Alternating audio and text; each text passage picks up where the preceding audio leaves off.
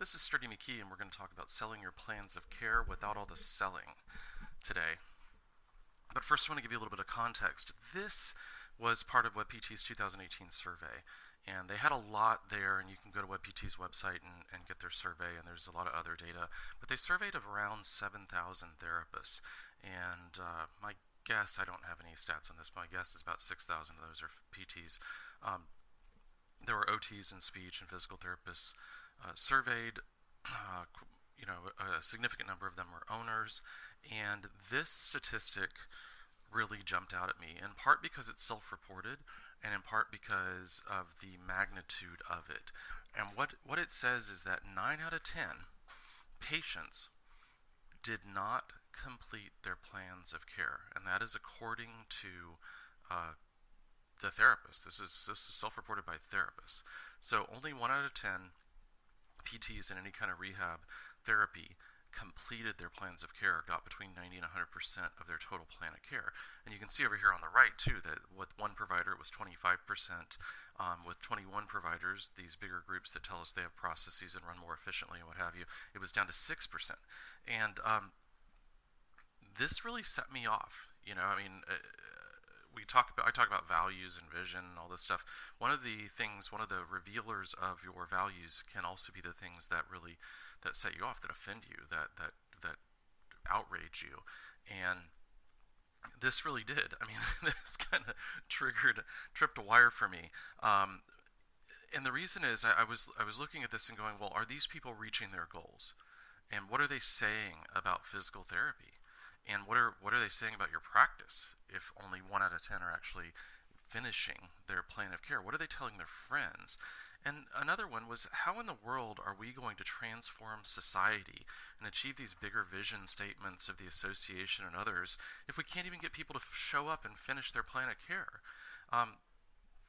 So again, if you want the report, you can go to WebPT. You can also go over to my Facebook group, Focus Forward Business Starter Group, and get the link and stuff to download it there and get the rest of the report. But I also want to point out that I've talked to hundreds of practice owners, and I can count on one hand how many actually track these numbers. So this group of 16% that said they're not sure, I just really want to call them out and give kudos to them, because being honest about this is a really significant thing. So why does all this matter? Well, it matters for your patients. We want our patients to achieve their goals. That's pretty straightforward, pretty plain and simple for me. We also, though, want our team to succeed. And if we've got therapists have gone to school and are working hard to treat and take care of patients, and they aren't seeing everybody through to their goals, what's their sense of accomplishment versus if they could be, if they are? And then also your business. If you were able to convey to people the value and keep them engaged and finish and achieve their goals, then your business thrives. You have more successful patients, you have more positive word of mouth, your patients have a better experience, there's better experience, better team engagement, and ultimately there's more revenue for your business. So we've heard the adage, track everything, and many people will say, oh, I'm tracking vacancy rates, or how do I deal with my dropouts or my no-shows or whatever. And a lot of the people telling us to track all these different numbers are, people running EMRs or bloggers or benchmark reports and all this kind of stuff, and they're telling you this. But many of these people have never run a PT practice, and many of them, haven't done it in 20 years. And I'm talking about a real PT business with employees, multiple locations, systems and processes, and all that. And it just doesn't make sense to track everything. So what we want to do is we want to track what's important. We don't want to just look at the symptoms. We have too many distractions already. And the key is to focus on the right few things that we can do something about and really make a change, and significant change. So working on these symptoms is really akin to treating your sciatica patient's leg pain. The root cause is not in the calf. If you treat the calf, you might get some temporary relief, but you will never fix the root cause. So we need to go to the root cause and look at it and see what's actually happening. So what is the root cause? And how in the world do we track and diagnose what's going on? And understanding, too, that we can't diagnose this problem without first tracking it. So what do we track? Well, we track your written plan of care numbers versus the visits per case. it's really that simple. What we're looking for is, do they match? But I want to make sure that we understand that well, let's go back. Make sure we understand what your plan of care number is, and that's all the visits that a patient needs to get them to their goals. Okay, all the visits. So that is, if you're used to writing plans of care for like 4 weeks and then revising and updating it all, it's all of those different plans of care put together. So I prefer to write a plan of care at the beginning and let the patient know all the way through to their goals what it's going to take. But I've talked to other people who kind of do this incrementally and what have you. Just make sure that you're not counting the first 4 weeks, that you're counting the entire plan of care to achieve 100% of their goals. That's our goal. Your visits per case number is your total number of visits divided by the total number of new patients. Again, that's simple. But what we want to do is go back several months and do like a 3 to 4 month time period.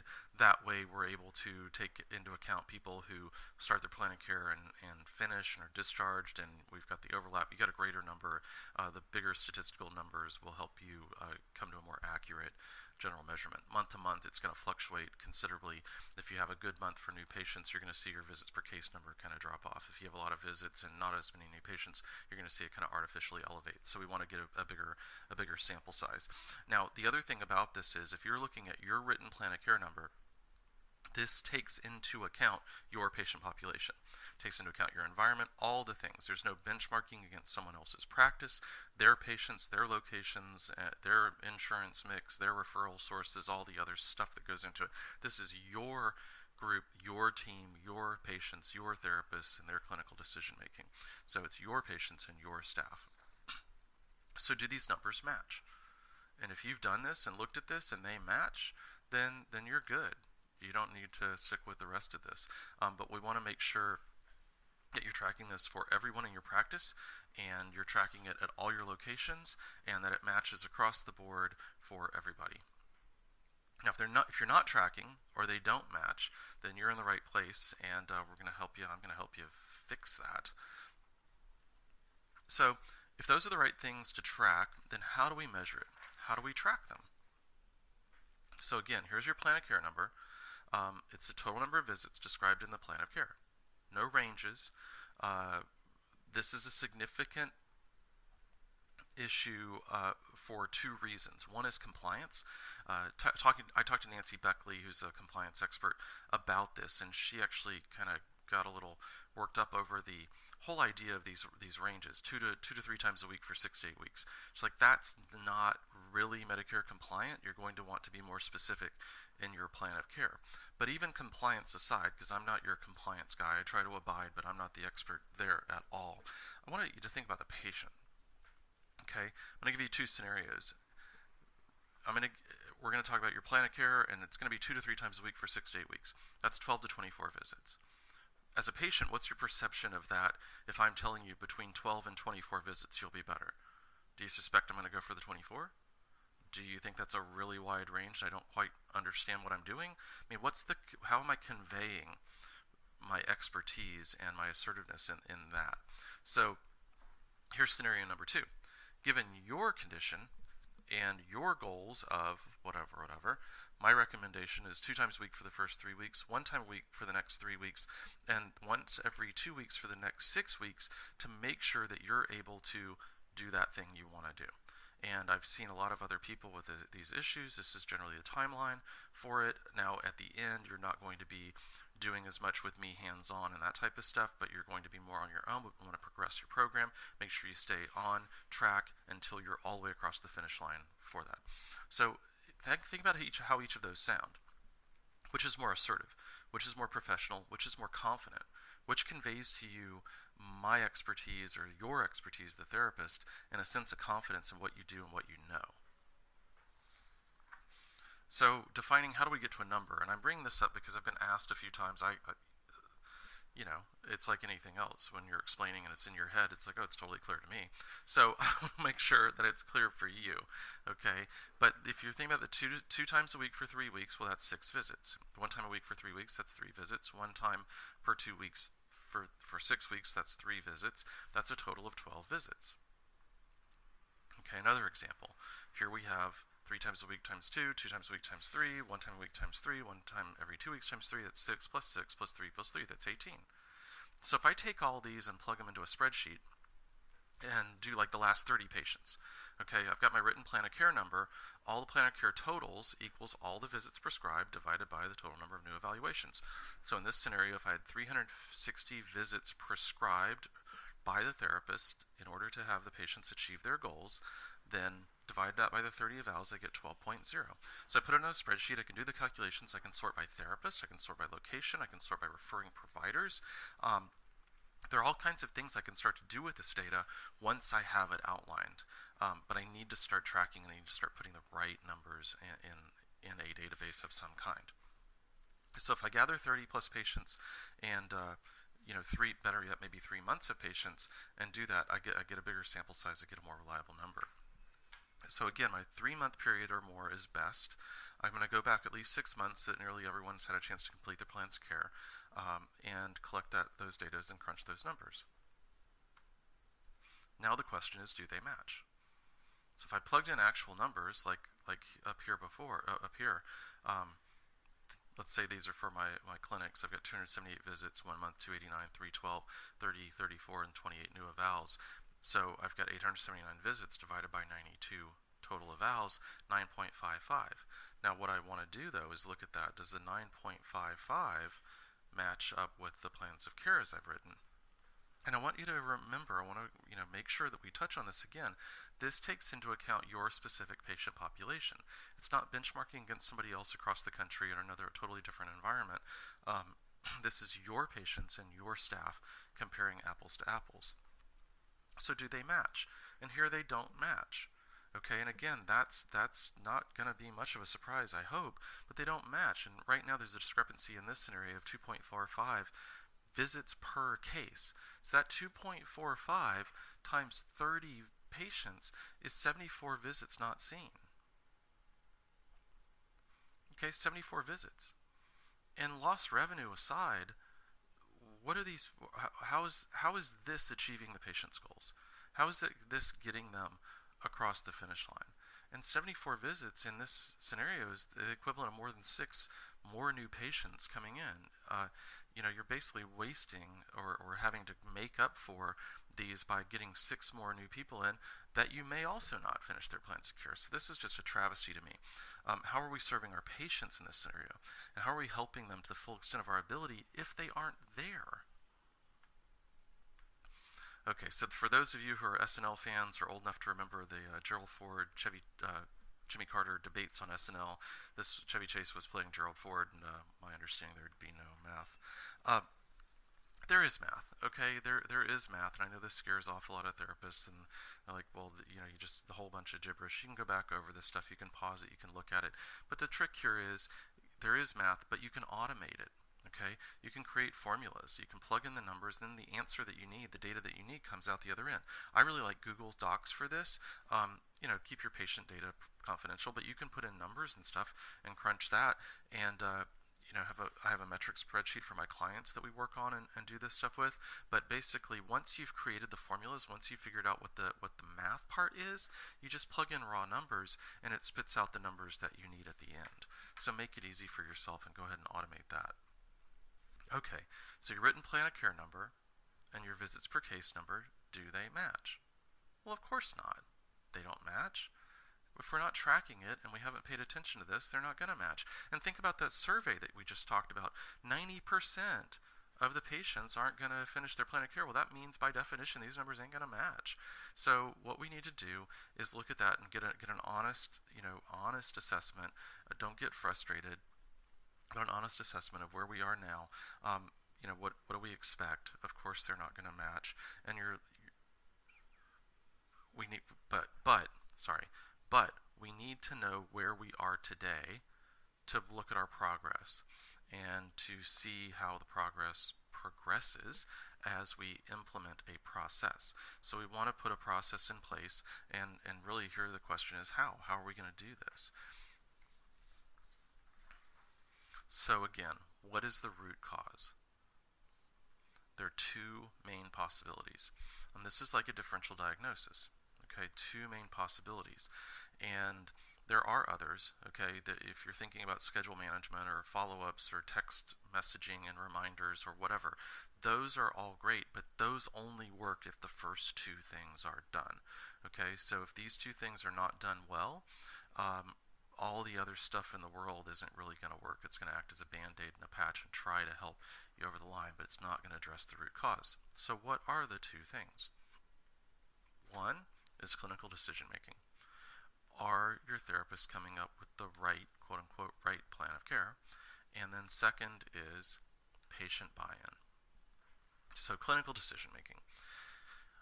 When I was in school, and I've talked to lots of therapists now, hundreds, about this, and in very rare occasions this isn't the way it happened, but in the vast majority of them this is definitely an experience that we've shared. You do a clinical assessment, like you do your practical, and you go through and test the other, usually another student acts as a patient, and you're going through and doing all the stuff in front of a CI. And your clinical instructors are watching you. And at the end, when you're done, the other student, the patient, gets up and leaves. And you write your assessment out, or I write my assessment out and my plan and what have you, and I turn to the CI and tell them what my assessment was, what my plan was, and what we were going to do next. And they would tell me whether I was right or wrong, or make suggestions or feedback or what have you, right? But that was it. I had to get the right answer. Okay, this is critical. You need to be able to come up with the quote-unquote, ideal answer, the right answer. But the second piece was never done in school, and that's getting patient buy-in. Okay, so once I've explained that right plan of care, what happens? Does the patient stare at me? Do I ask them if that's okay? Do I get consent?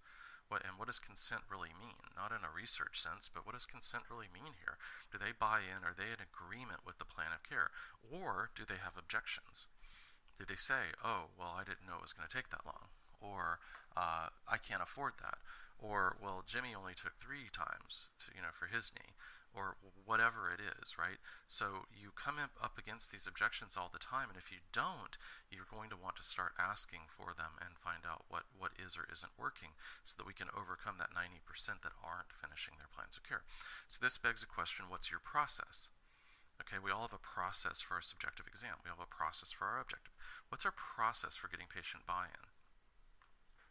So Stephen Lynch is the CEO of Results.com. He is one of my first business coaches, a mentor, and he came up with this idea of successful business execution is 20% giving people clarity about what needs to get done, and 80% following up to make sure it actually gets done. And that's a 4-to-1 ratio.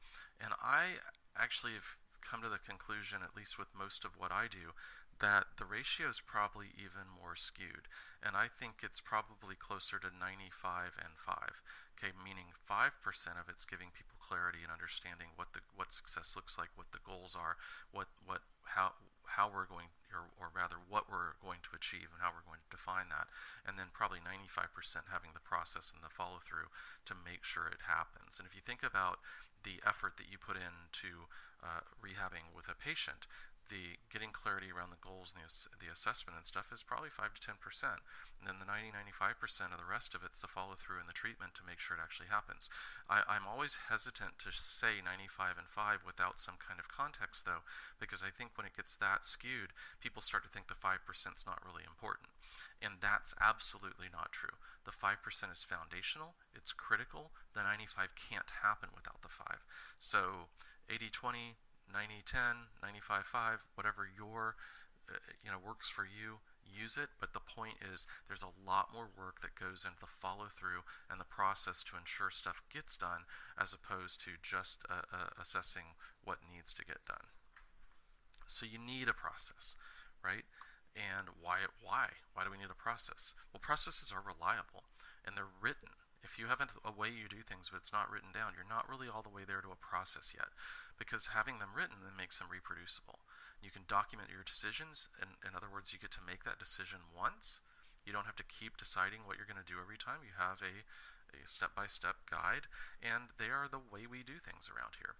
So even if you're in solo practice but you're thinking about hiring other people in the future, going ahead and writing down the way you do things there can help inform orient, train, and get other people up to speed as you go forward with that.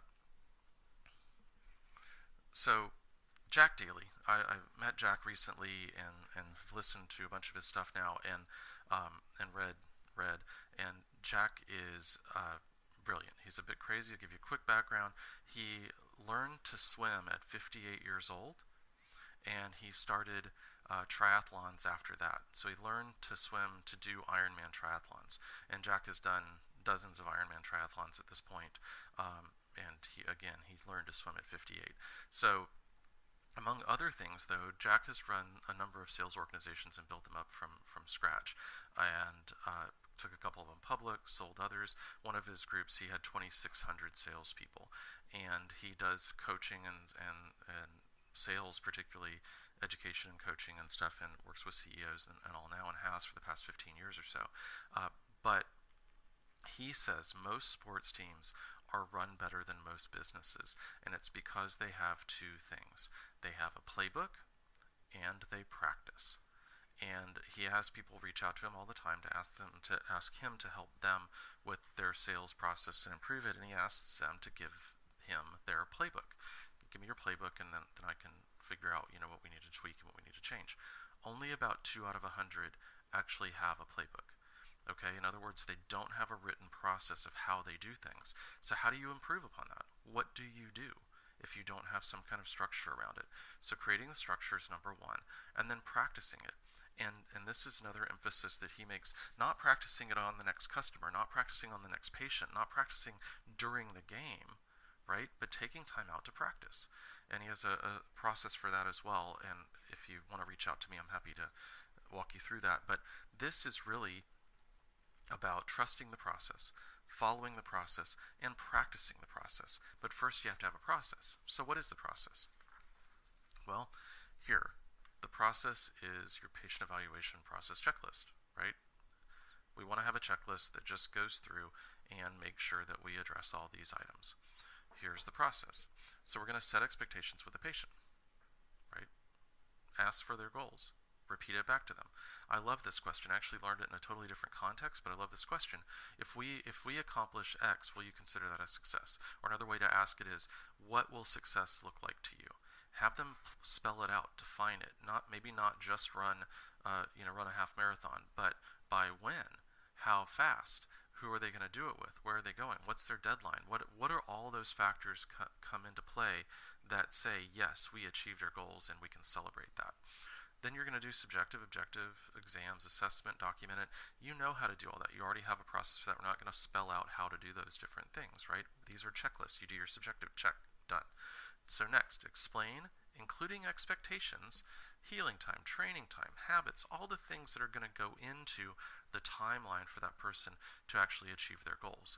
And then you're going to determine and explain the ideal plan of care like you did in school and like you have every day to reach the patient's goals. Be as specific as possible. Don't use ranges if you can, and give them a really clear idea of what the expectations are and the timeline and the rest of it. Then, and this is something that's not taught in school, you're going to ask for their consent to the plan of care as explained. Okay, you're going to solicit objections. You're going to ask, how does that sound to you? Or are there any problems with that? What do you think of that? And they're going to come back to you with whatever their issues are. At least you hope, and you may have to drill down, you may have to dig a little bit, but what if you say, okay, I want to see you 3 times a week for 4 weeks, and then we're going to go once a week for 4 weeks after that, and they go, oh, I'm going to be in Paris for two of those weeks. Okay, then we need to modify the plan of care. We don't expect them to come in 3 times a week while they're in Paris, okay, unless you are actually in Paris, right? But if that's the case, then don't write the plan of care you're not going to follow. I hope that makes sense. We're going to write the plan of care that the patient's actually going to do, right? So we're going to adjust our plan of care accordingly. Then we're going to secure and verify agreement. Okay, so you're going to be gone those 2 weeks. We're going to go ahead and put you on hold. I'll give you some things to do while you're there. You can take a TheraBand's light, and here's some ideas, and we'll do posture. We'll do whatever the things are that you're going to do with that person. They can continue to work on these 5 exercises and this stretch and this position or whatever, And then when you come back, let's check back in and we'll get rolling again and make sure that you're still progressing on. The good news is you'll be healing during that time as long as you don't mess it up. The bad news is you may not be progressing as quickly, so we might have to move your deadline back a little bit to account for that. How does that sound? So how does that sound though? Get that buy-in, get that agreement to whatever the objections are. I can't afford it. Why would you adjust your dosage to I can't afford it? Okay, can we offer you a payment plan? Can you talk to somebody else? Can we figure out a way to address a financial objection with a financial solution as opposed to changing the dosage? You wouldn't take your diabetes patient and reduce their dosage of insulin because they say they can't afford it. You try to figure out a way to help them afford it. Does that make sense? So think through this as far as the different types of objections, convenience, others, what are we going to do? Then you're going to document that agreed upon plan of care, whatever you and the patient agreed to, okay? And then we have a plan of care card as well, postcard size card, where we put it down in writing. I don't have patients sign it. I just don't like that. That's a personal thing. But what I want to do is outline exactly what the both of us have agreed to.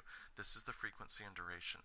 These are some of the things we're going to do. These are your goals, and you can put that on the front and the back of the card, walk the patient to the front desk, explain the plan of care to whoever's doing the scheduling, and say, hey, Mr. Jones is going to be coming in 2 times a week for the first 3 weeks, and then once a week for the next several weeks, and then da-da-da.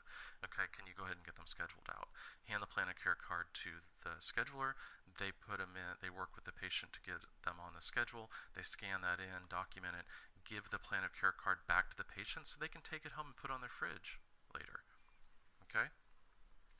So again, we've got a process, we've got our playbook, and we're going to practice. What are we going to practice, though, around this? We all spend a lot of time practicing the clinical stuff, right? But what about this communication piece? What about this buy-in piece? And does it matter how great your clinical skills are if 90% of your patients aren't showing up all the way through their plan of care? So again, what we're going to practice is the objections. It's too expensive. I don't really need it. Those aren't really my goals. I don't like it. It's too long. It's hard for me to get here. I got 2 jobs and 3 kids. Whatever they are, but you can start to do this and role play it out. And what Jack did with his sales teams was he formed teams of 3 people. They practiced twice a week for an hour. Now that may not be totally feasible for you, but there are things that you can implement if you choose to do so, right? So the way they did it, just as a model, was 3 people got together, 3 salespeople. 1 played the subject, the prospect, 1 played the salesperson, and 1 observes. They did that for 15 minutes, practicing one objection at a time, and would go through. Nobody debriefs or discusses or critiques or whatever while they rotate, but each of them rotates through each of the positions. So I get to be the prospect, I then get to be the salesperson, I then get to be the observer. So that takes up the first 15 minutes, 45 minutes, and the last 15 minutes they would share their observations and what they had learned. They did that twice a week. And his question was, with a team of 2,600 salespeople practicing for 2 hours a week, every week together and rotating through different objections, do you think they got better at it? How do you think they did against all the other teams out there that didn't practice? So we practice hard, we practice regularly, we try to teach and learn, we practice overcoming our objections. And just as an aside, this is my son practicing and teaching another kid about catching. He's the one over on the right, and super proud of the things that he's done with it. But these are things, it doesn't take a coach, it doesn't take a manager, it can be another player. You can learn from each other and share. And there are other times when Zach teaches him stuff. That's Zach down there on the bottom. So we can share and learn from each other from all of our different experiences. We don't have to be necessarily a master and a professional at it. We can all learn and we can all share and we can all practice. And this is the ultimate reason we practice, right? For our patients. If we get better at it and more of them cross the finish line and achieve their goals, how does that make them feel? How does it make us feel? How does that help us transform society? How does that help with the patient buy-in and getting them across that finish line? So we can do anything. We just can't step back and worry about it and not do it. We must jump in and scramble as though, through as well as we can. That's from Richard Cushing. And this is really a call to action. Are you going to implement? Are you going to take this on? Are you going to start doing it? Even small incremental steps, even 5 minutes a week, 15 minutes a week, consistently over time will help you get better. So I hope this is useful, and as you can always reach out to me for more information or for more help at sturdymckee.com. Thanks.